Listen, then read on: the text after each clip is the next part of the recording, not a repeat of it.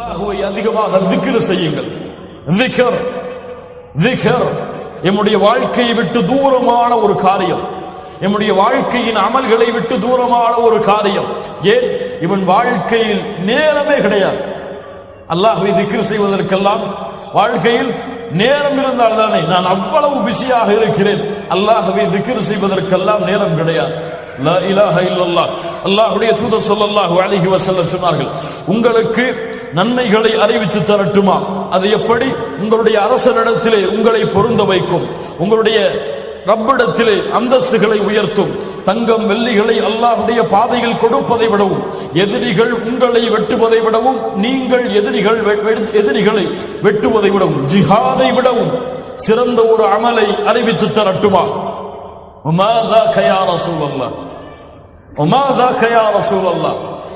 இவைகளை விடவெல்லாம் பெரிய அமலா? அது என்ன? அல்லாஹ்வுடைய தூதரே, திக்ருல்லாஹ். திக்ருல்லாஹ், அல்லாஹ்வுடைய திக்ர். அல்லாஹ்வை அதிகமாக நினைவு கூறுங்கள்.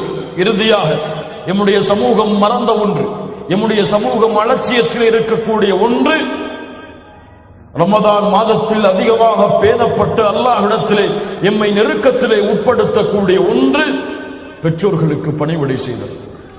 பிர்ருல் வாலிதைன், உங்களுடைய தாய் தந்தையும் சொர்க்கத்துடைய வாசல்கள். அவர்களை நீங்கள் அடைத்து விட்டால் சொர்க்கம் நுழைய முடியாது.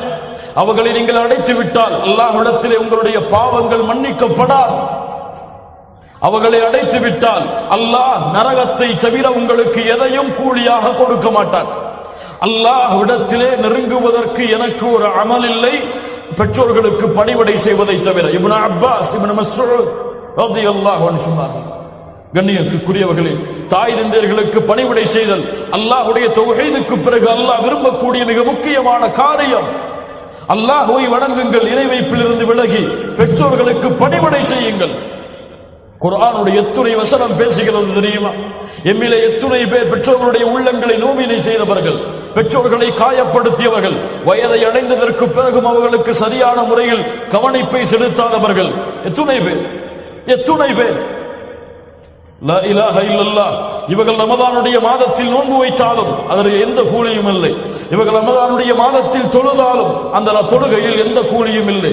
இவர்கள் அல்லாஹ்வை எவ்வளவு நெருங்கினாலும் இந்த செயல் இவர்களுடைய வாழ்வில் இருக்கும் வரை அல்லாஹ்வை இவர்கள் ஒரு கடுகளவு கூட நெருங்க முடியாது.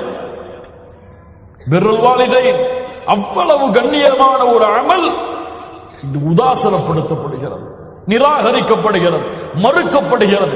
பெற்றோர்களுடைய வெறுப்போடுதான் இன்று பல பிள்ளைகள் வாழ்கிறார்கள்.